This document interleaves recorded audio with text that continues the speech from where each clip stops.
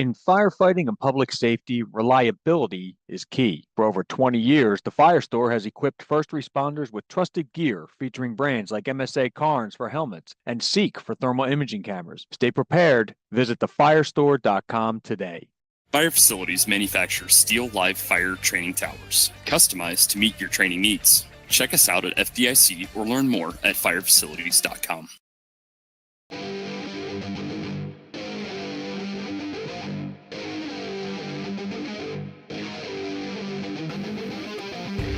Welcome to Tailboard Talk with Chris Rasmussen, Craig Nelson, and Jeff Wallin. Every month we explore different topics of interest to you, our cohorts in fire and emergency services. So whether you sit back and listen, sound off on the message board, or call in live to be part of the conversation, we welcome you to join us in our mission to improve the fire service for those we serve and those we serve beside. Now coming to you live from the Great White North, this is Tailboard Talk on Fire Engineering Talk Radio.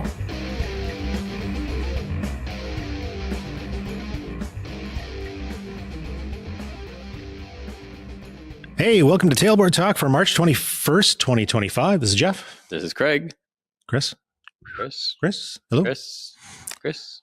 No Chris. No Chris tonight. Chris is being grandpa tonight. Chris is being grandpa tonight. He got assigned to babysitting. Good for him. Absolutely. You can't. There are certain opportunities in life you can't and shouldn't turn down, and being grandpa for the night is one of those things. It is. Yep. We can't really give him too hard a time about that. No. I mean, we will. I want to. I'm doing it in my head right now, Chris. Feeble excuse. I'll sit there. There I go. Yeah. Well.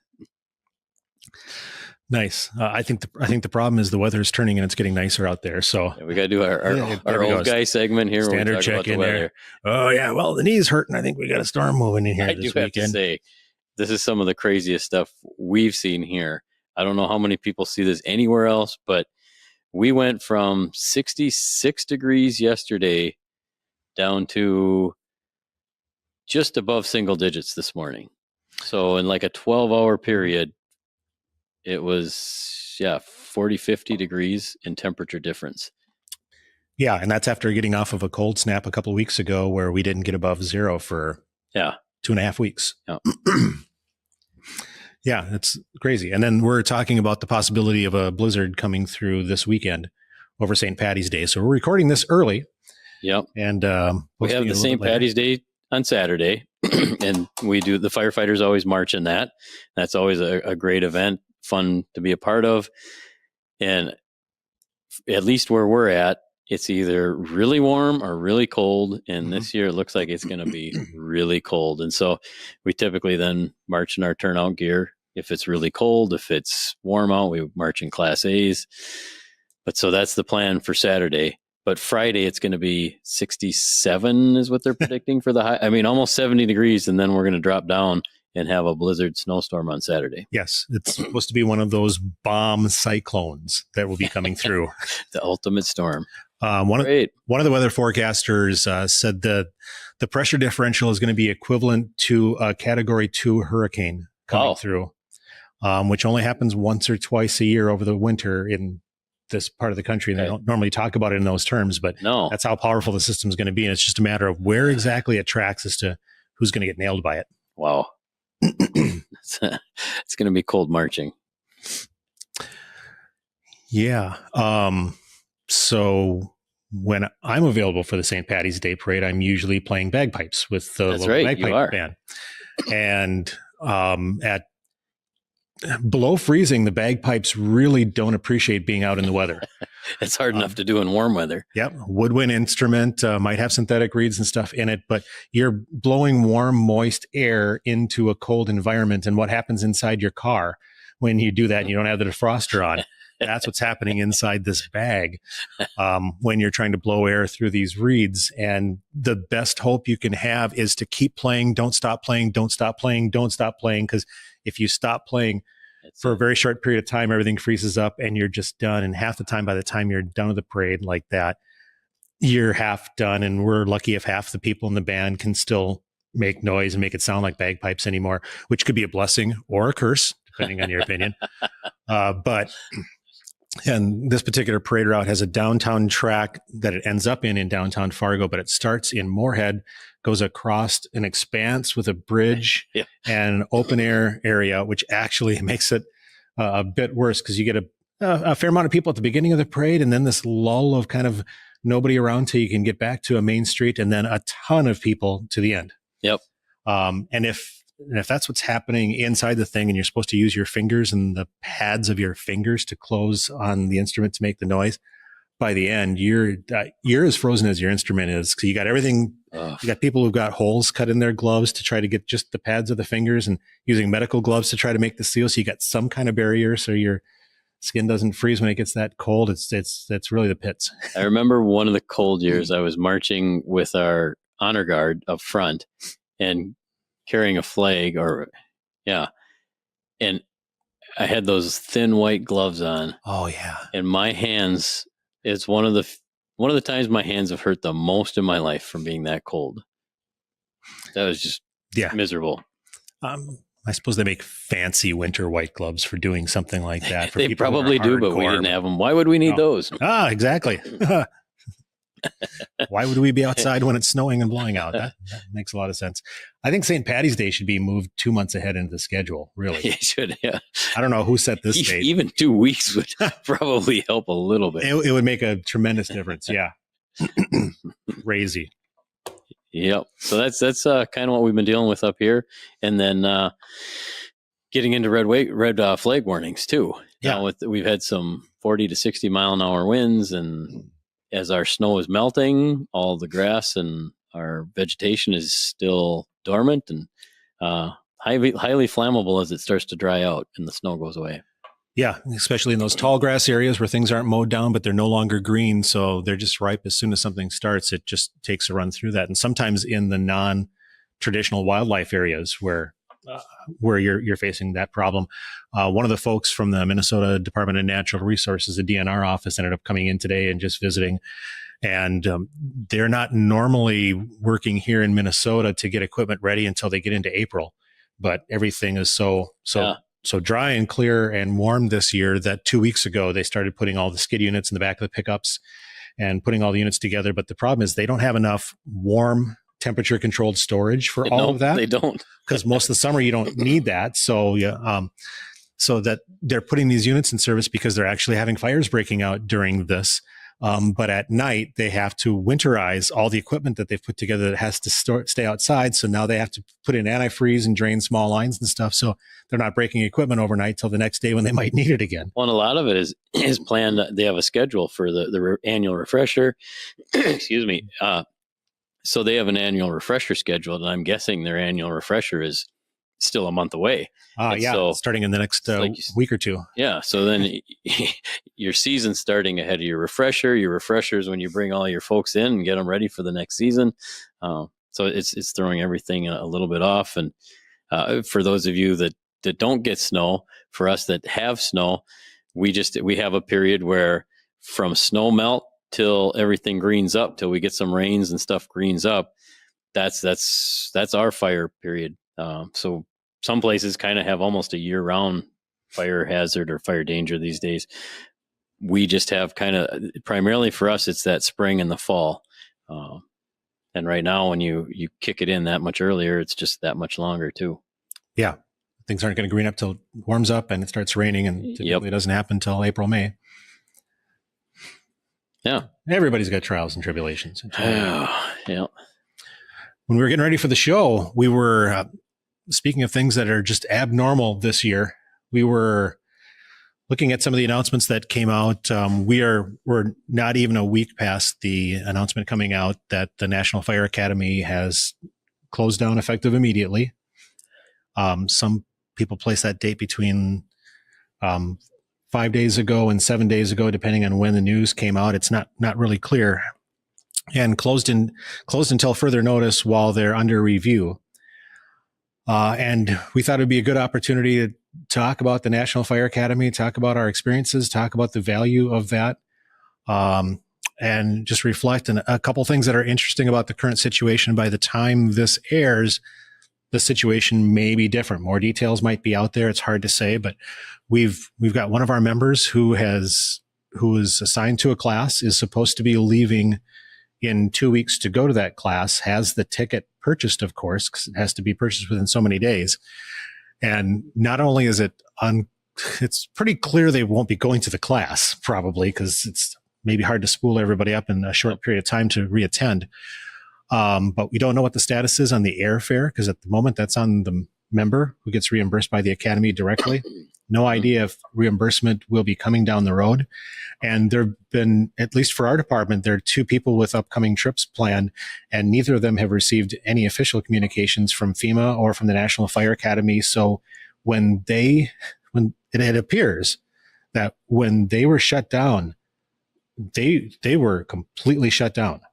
Well, and it was very last second. So Yeah. this is the Doge that's going through, and this what caused this. We had a member out at the academy at the time. Oh, really? And when we first caught wind of it shutting down, we got a hold of that person out there. He was at the fire academy and hadn't heard anything. And by the next day, he was going home. And I mean, he was scheduled to go home anyways. But Okay. But we heard late last week about this and reached out, and he's at the academy and knew nothing about it. And then at the time when we found out, again, very little communication on this. We sent out an email to the rest of, I sent out an email to the rest of the department just saying, hey, if you have a trip anytime in the future here for the NFA, do not purchase an airline ticket. Mm-hmm. And I actually got 2 calls within about 10 minutes of that email, because we had 2 members that were actually, one was in the process of booking and one had just booked. Yep. I mean, our department sends people out there quite a bit. We use it for a lot of different things, but so we had 1 member out there, one was booking a flight and one had just booked a flight for that. And then I'd heard several stories about people that were in flight to the academy for the next week's classes. Mm-hmm. And I don't know what they're doing now. I assume they have to rebook flights home. Yeah, I would assume so. And you have to book non-refundable, non-changeable flights when you go out there. So you're talking a new one-way flight to make it home. Yep. I heard a story of an instructor that showed up to teach their class, and it had been canceled, obviously, Mm-hmm. and they wouldn't even let him on the grounds. No, I'm done. Not surprised at all. And left wondering, what do I do now? Yeah. With no guidance, no communication. That's the part that closing the academy is a bad deal in the first place. Yes. But to have it closed so abruptly that you're not able to communicate with people that are in transit, that have plans, that they need to go home and have no idea what to do, and haven't even officially heard that they're not to come either. Or not to come in the future, to have no guidance, because I have to imagine that there are no working staff members there that are able to communicate, because everybody was sent home. Yeah. And so we thought this would be a really important topic to touch on tonight, because as the fire service, we need to get a hold of our legislators and let them know the importance of this program and this fire academy to the fire service. I know for our organization, like I said, we use it for a lot of different trainings, and as one of them is for our fire prevention bureau. We send our investigators out there for a lot of the investigation classes. And we were just talking about this morning. Now, if this is closed down longer term or indefinitely, how do we get our investigators trained up? Where do we go? Yeah, that's another area that we rely on heavily as well, too. That is the primary source for our investigator training, courtroom testimony, evidence gathering, all of that. That there aren't good equivalent programs that are out there. And it's not just the fire service that utilizes those programs at the National Fire Academy as well. It's other federal agencies that have authority over investigating fires, explosions, and other things like that that rely on that as well. Yeah. And for us, our officer development is another key area that we rely on heavily, with both the tactics and strategy classes, but the leadership development classes that also aren't available, that are customized to the fire service. Yeah. It's we send them for command and control, EFO, and I know you have somebody that's scheduled to go. We have somebody that's scheduled to go to EFO, and our other neighboring department has somebody scheduled to go, and now that's all on hold. Yeah, and that has been the gold standard for chief officers, and I don't know that you can put an accurate count to how many agencies have that as one of the prerequisites for applying for a chief fire officer's position in their organization. I would say it's more rare to not see it than it is. Right. You're going to see it on most chief applications. Yeah. And I don't know if you can say equally important or not. That might be debatable, but that when you go out to the fire academy, you not only get high quality education in those fields that other people don't specialize in and that are uniquely tailored to public service and the fire service, but you also end up taking in experiences and learning from the other neighboring departments and agencies. I shouldn't say neighboring, but the folks that are there from across the country in your class. You get exposed to just a breadth of experiences across the fire service that open you up to possibilities you hadn't considered in your own home community, or reinforce the issues that you are working through, and that can confirm or verify or provide alternatives to the way you're trying to handle a situation that you're working through, whether it's recruitment and retention or specific issues about how you're organized, how you respond, what you're trying to do for new community risk reduction initiatives and so forth. That's just as invaluable as the instruction that you get. That makes an impact in the local communities because it elevates the level of service that we have. And it elevates the expectation of those who don't have the opportunity to attend the fire academy as well, too, to bring up the performance of our organization well above what we're able to do within our own budgets. Well, it's such a critical resource to the fire service in the United States. I don't care if you're volunteer, you're combination, you're full-time. It affects all of us. And it provides training that we can't otherwise access in a lot of cases because of the expense of it. I know a lot of volunteer departments that money is a big deal. It's hard to come up with money to send people to training. In the fire academy, with them reimbursing airfare and having the lodging not cost you anything, so you're basically paying for a meal ticket in a lot of cases is really what it's costing us. And so we're able to get people to that type of training to keep our organization running the way it should be, for not a lot of cost for the organization. And if that goes away, now you're talking, you're picking up the airfare, you're picking up their meals, and now you're picking up their lodging. So it's just going to cost dramatically more too. And outside of that, this is a coordinated higher education program that when I think of the National Fire Academy myself, that's my college campus. I've received degrees from other institutions through a combination of distance learning and in-person learning. But they provide those services that going to a weekend fire school or going to a six-week training session put on by a larger national fire organization can't reproduce.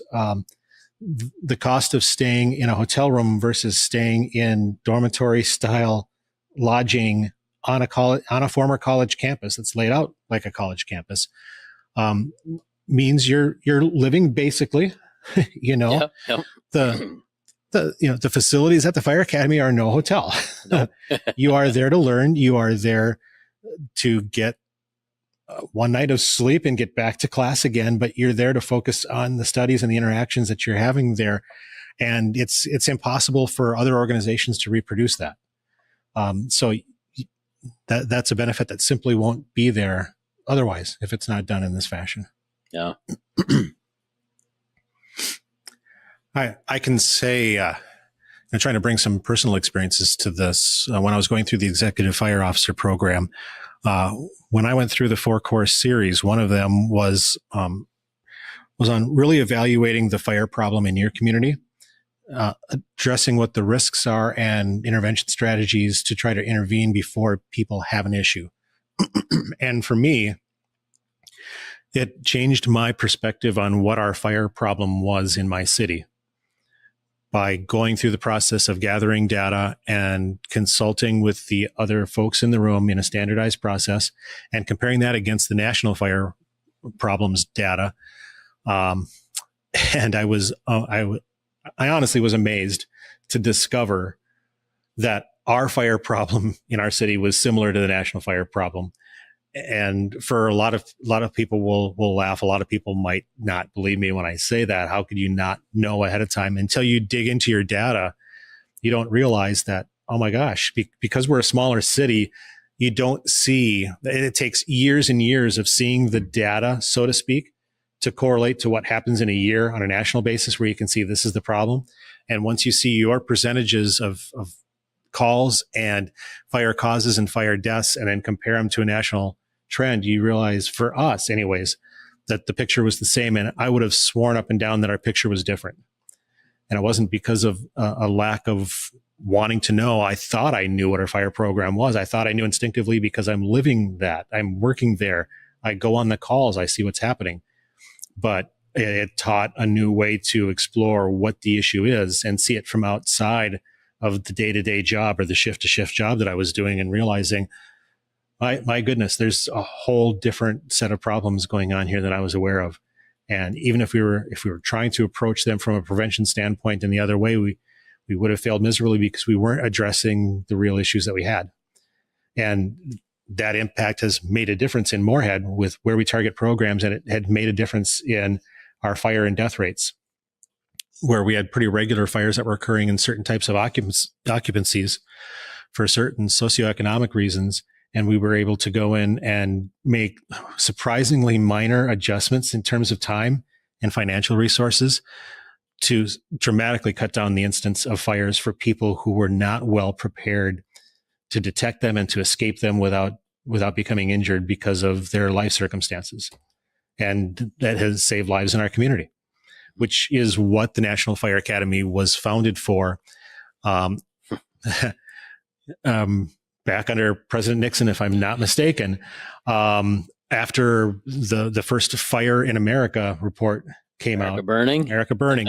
There we go. Discovering what the true problems were in the U.S. in terms of fires, that one singular report and the follow-ups to that dramatically changed a lot of the things that we were doing in this country to impact fire death rates, from fire retardant clothing.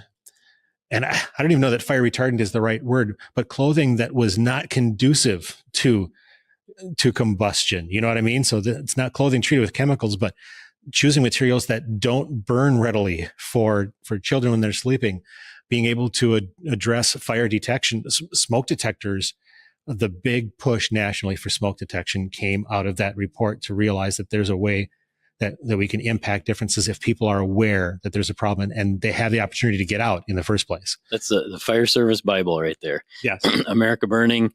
If you haven't read it, if you're not familiar with it, look it up, find a copy.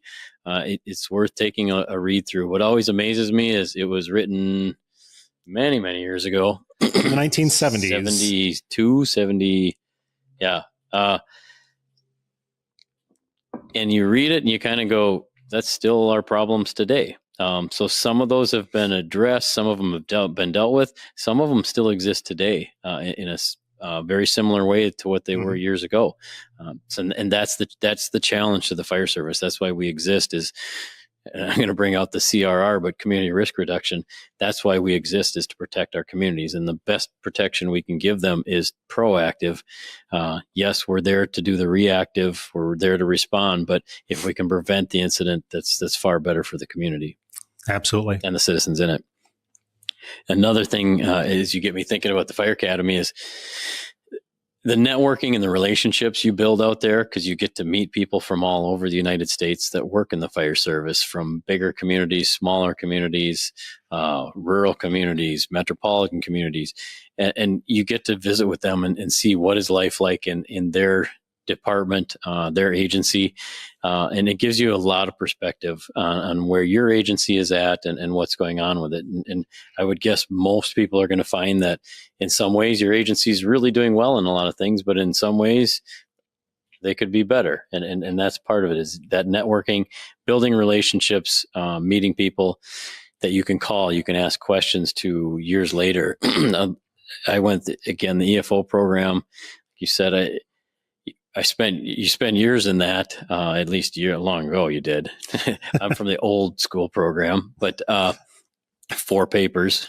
Yeah, you look not the new hybrid, but you meet people that I don't stay in contact with them as much as I should, as well as I should, but I do run into them at nationwide conferences here and there and catch up with them. And they're just great people that are leading the fire service in different parts of the country. Yeah. And for a lot of people, that does end up becoming a network of peers that you do get to bounce ideas off of, and verify solutions you think you're putting to problems, and trying to understand the root causes of why this is happening in our department or why this is happening in our community. And you come to find that we're not walking the path alone. Other people are facing a lot of the same problems, or have perhaps already dealt with issues and had successes and failures that we can learn from. And it's really hard to get that without spending time in a room with people. Yeah. Yep. And it's hard to get that spending 4 hours in a seminar in a particular short subject, or even 1 8-hour class, when you've got multiple days and you're working on projects together, when you're eating meals together, when you're communing together and working on projects after hours for the next day of class. That's when you build those relationships, and all the stories start coming out about common experiences and things that people are struggling with. And that's where all those relationships get developed. And I think that carries through not only for home departments in the fire service, but across the fire service in general, into the other organizations that are here representing people in the fire service, and that end up building common bonds to push forward initiatives to help reduce the instance of fires in communities, to develop standards for firefighter safety, to develop newer response standards and categories, to be able to share innovations that occur that we're not sure of when we're talking about active assailant or active shooter response. And when that was becoming a thing in our communities in the fire service, that's an area that's outside of our comfort zone. And there was a lot of sharing of information about how teams are doing this. And while we were trying to develop what the best practices are going to be, and some of it even being through trial and error of developing ways we think will work in the fire service, communicating that amongst the different agencies. And, we got to live and see the morphing of it up to this point. I don't think that's necessarily done, but our initial strategies of how we thought we would be able to do the most good at one of those incidents are not how we're doing it today. That we have learned about things that we need to do and how we need to work in concert with all the rest of the emergency responders on the scene to make those things happen. And those are things that go away when those networking pieces are gone. And you have some of those same people at the Fire Academy interfacing at some of the other agencies as well to help carry the message between the groups too, outside of attending class. Yeah. Again, this is probably not that any of our shows are that exciting, but this one isn't maybe an exciting topic, but it's a very important topic. And so please reach out to your legislators. Let them know how important the Fire Academy is to us in the fire service. Hopefully we can get it back open. Hopefully it gets open here. We'll see. I heard kind of till June is at least till June for right now, but we'll see. Yeah. And if you are looking for help in how to reach out to your senator, your representative, one resource would be to go to the International Association of Fire Chiefs website. They've got an article that I'm assuming will still, at the time of this airing or playback, probably be prominently displayed on the front page with a link that not only has a link of the legislators in your area and how to get in contact with them, but some suggested templates for communication that go along with that as well. And although I have not researched this before I got on the show, I have to think that the National Volunteer Fire Council will also have some prominent information about this as well. So go to those sources of your peer groups locally for assistance, but the time to reach out is definitely now, because decisions are going to be made about the long-term future of the National Fire Academy and the Emergency Management Institute. Yep. And once resources are gone, it's very difficult to rebuild again. I'm old, right? We've established that. Yeah. I think we covered that in the beginning. I think the weather gave that away. The weather discussion. My very first time attending the National Fire Academy was in the volunteer incentive program, where certain classes are set aside and tailored more to those folks where it's harder to get away from home and get to the academy, because we've all got jobs and everything on the side as well too. So my first class was in 1990 at the Fire Academy. And so when you're talking about building up an academy, I can't remember when the Fire Academy was purchased. It's that's easily discoverable on the website. There's a history of the Fire Academy, and I'm thinking it was in the early 1980s that they were able to pick up that facility. But in 1990, I can speak to how things were laid out. Anyways, I can't give you the dorm letter, but it's D or E. It was one of the older dorms that's connected in the U-shaped building that's got the theater in the middle where they used to do the graduations, but They're not doing them there anymore. But that was the dorm room I stayed in my first stay. All of the rooms were double occupancy rooms with bunk beds. So you either got above or you got below with somebody you hadn't met in another part of the country before. And they were still the community restrooms that traditional colleges would have had in the past. So yeah, if you had to pee, you had to go down the hallway to the big old restroom showers, and that's where you showered in the morning, all that kind of stuff. Old glass, old heating systems, no air conditioning in any of the buildings except the classroom. The classroom building was practically brand new at the time, and they had air conditioning there, but no air conditioning in most of the rest of the facilities. The dining hall might have had it, but I can't recall. It was a much more primitive experience at the time when you went to the academy as well for that, and to see the programs that have been built there, to see the improvements to the buildings and the grounds and the resources that are available. And how they've really got the programs dialed in really well there at the academy, to where it's a very good, pleasant, comfortable experience. And again, you're not staying at the Ritz-Carlton when you stay in your individual room. But to see going from, if you think the beds are not the best in the world now, you should have seen them back then. What you had the spring mattresses with no box, no bottom spring. It was really, really, really super basic. And to see, even to the point of having a well-run facilities program in the last 10 to 15 years of having shovel-ready projects ready, if they've identified government funds that can't be spent by others, to come in and make improvements. I'm just so impressed with how things are run now compared to how difficult from year to year it was. That you see a program that's just really flourishing and successful, and to think that it could go away in a heartbeat. And should you choose to reinstate that it could take decades to rebuild what's been there, and what will happen to the fire service in the meantime. So now's the time to get out of your comfort zone and make contacts about how important the Fire Academy is to you, to your department, and to your community, and let your voices be heard now before decisions are made for the long term. Yeah. And hopefully enough of us reach out or they evaluate and go, yeah, no, this is worth it. But it always helps to have the fire service personnel from the fire service reaching out and explaining how important it is and why. So yeah, that's very helpful. Not to get too off topic here, but FDIC is coming up. In the meantime, if you're not going to the Fire Academy, and we know you're not, why not take this opportunity to check out the Fire Department Instructors Conference? Exactly. It's hardly ever even referred to that anymore. It's FDIC. Yep. Everybody knows what you're talking about. It's the big show. Absolutely. And they've got hands-on training, classroom training, short subjects, long subjects. One of the biggest vendor trade shows that I have, that's the biggest one I've ever seen, and one of the biggest ones in the United States, if not the world, because of course we're the best in the world.